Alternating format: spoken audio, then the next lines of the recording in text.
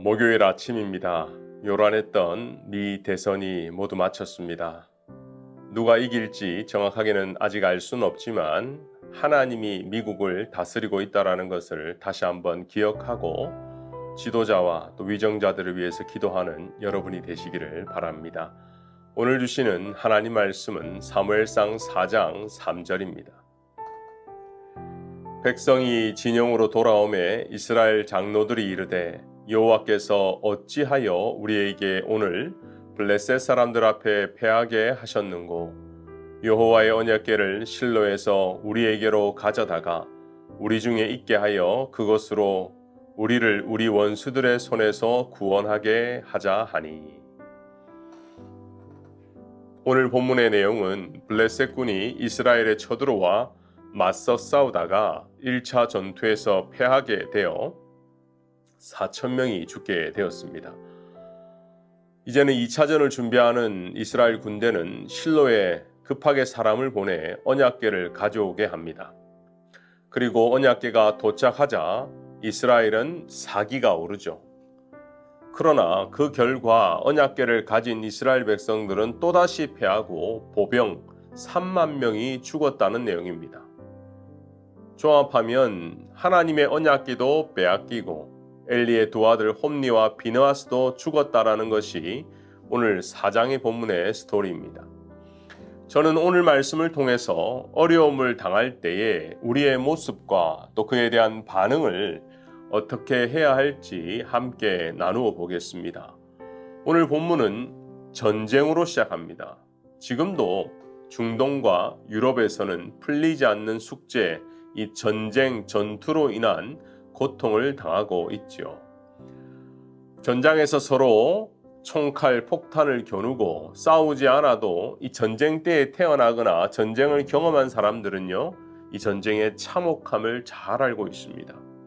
그래서 하나님께 묻습니다. 왜 나에게 이런 고통을 주시는가? 오늘 본문 3절을 보면 1차전을 패한 이 장로들이 돌아와서 하는 말입니다.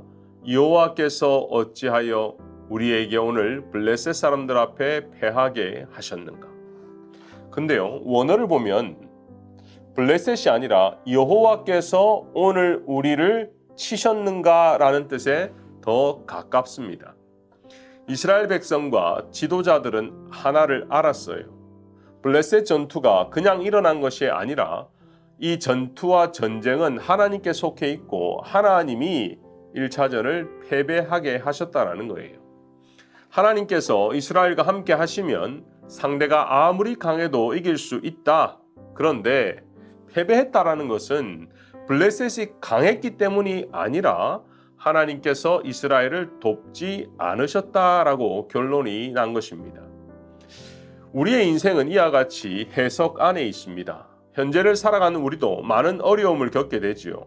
작게는 일상의 문제, 또 크게는 건강의 문제, 재정의 문제, 자녀의 문제, 또 우리가 생각지도 못한 어려운 일까지 경험하게 되었을 때에 내가 그것을 어떻게 바라보는가, 어떻게 해석하는가, 이것이 참으로 중요하다는 것입니다. 이스라엘 지도자들은 하나님이 치셨다고 해석했다면 마땅히 어찌하여 하나님이 우리를 치셨는지 물어야 했지만 상황은 전혀 다르게 전개되고 있습니다. 3절 후반절입니다. 여호와의 언약궤를 실로에서 우리에게 가져다가 우리에게 있게 하여 그것으로 우리를 원수들의 손에서 구원하게 하자. 여러분은 이 결정에 대해서 어떻게 생각하시는지요? 아마도 이스라엘 장로들이 고민 끝에 이 결정을 했다고 생각합니다. 당연히 이길 줄 알았던 이 블레셋 전투에서 패배했으니 어떻게든 군사들과 백성들의 사기를 올려서 그 다음 전투는 반드시 이기기 위해 눈에 보이는 무엇인가 필요했습니다. 그래서 하나님의 언약궤 그것을 통해 전화 위복을 기대했을 거예요. 하지만 언약궤는 지성소에 있는 성물이었습니다. 그것이 하나님을 대체할 수는 없습니다. 여기서 우리는 한 가지를 깨닫게 됩니다. 그 무엇도 하나님을 대체할 수도 없고 그것은 믿음의 대상이 될 수도 없다라는 것이죠. 우리의 믿음의 대상은 눈에 보이지 않는 하나님뿐입니다. 눈에 보이는 상징물, 거룩해 보이는 물건들, 그것은 우상일 뿐입니다. 하나님은 절대 주권자요. 하나님이 우리의 생사화복을 주관하시는 것을 다시 한번 믿으시기를 바랍니다. 이스라엘 백성이 하나님께서 우리에게 치셨다고 생각했다면 이제는 그 이유를 하나님께 묻고 믿음으로 나아가야 했습니다. 하지만 지금 이스라엘 백성들은 그렇게 하지 않았습니다. 여러분, 아이성 전투를 기억하실 겁니다. 여호수아가 여리고를 탈환하고 의기양양하게 아이성 앞에 섰을 때에 그들은 패배했습니다.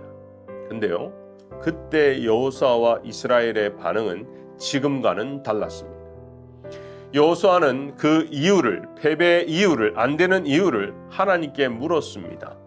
그리고 어떤 응답이 있다 하더라도 그대로 순종할 마음에 자세가 되어 있었습니다.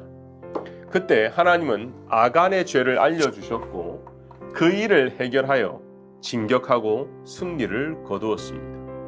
그렇기 때문에 우리는 오늘 이 말씀을 통해서 한 가지를 깊이 생각해야 합니다. 하나님 외에 나를 든든하게 붙들어주는 것이 무엇인가? 하나님께 나아가는데 장애가 되는 것은 무엇인가를 살펴보아야 된다는 것이죠. 과거의 신앙의 연수, 지금 나의 능력, 장점, 또 내가 붙들고 있는 보험, 수많은 베네핏, 이런 것들은 하나님을 대신할 수도 없고 이것들을 의지할 때는 우리에게 우상이 될 수 있다는 것이죠. 사랑하는 여러분, 돈이나 직장, 권세나 명예는 필요합니다. 하지만 하나님을 대체할 수는 없습니다.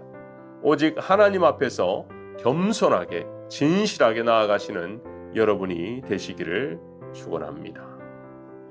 세계 건축을 위해서 기도문을 제가 읽을 때 또 여러분이 함께 읽어주시길 바랍니다. 코람데오 아카데미와 클로징이 순조롭게 마무리되게 하옵소서. 코람데오 아카데미와 현교회 건물 사용에 관한 논의를 진행할 때에 배려와 양보 가운데 양측 모두 만족하는 은혜로운 협상이 되게 하소서. 맥키니시에서 받아야 하는 모든 인허가 절차와 제반 법률적인 일들이 잘 진행되어 모든 건축 일정이 순조롭게 진행되게 하옵소서. 은혜가 풍성하신 하나님, 오늘도 사무엘상 4장을 통해서 깨닫게 하시니 감사합니다. 우리는 하나님을 찾기보다는 내 눈에 보이는 또 내 눈에 든든한 것들, 이것을 붙들고 있으면 하나님이 없어도 되는 것들을 자랑하고 있지는 않습니까? 하나님, 다시 한번 말씀을 통해서 오직 하나님이 구원자요 피할 바위이시요 또 우리의 빼김을 알고 하나님을 잘 섬기며 믿음으로 살아가는 우리 모든 성도들 되게 하여 주시옵소서. 감사하며 예수님의 이름으로 기도하옵나이다. 아멘.